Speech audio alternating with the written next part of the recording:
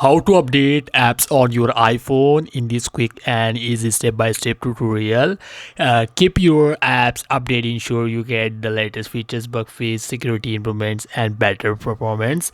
Let's start it. How you can updates. So open your app store. You have like any iPhone X or 11, 12, 13, 14, 15, 16, 17, like any model. You have to just open your app store. After opening the app store, you have to just click on here in the profile bottom.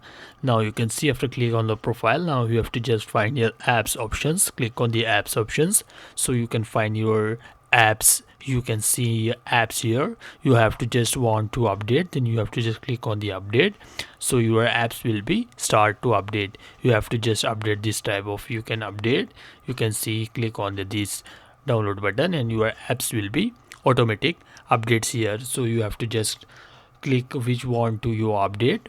So tell me in the comment box which iPhone are you using right now. Thanks for watching video. Genuine Guide YouTube channel.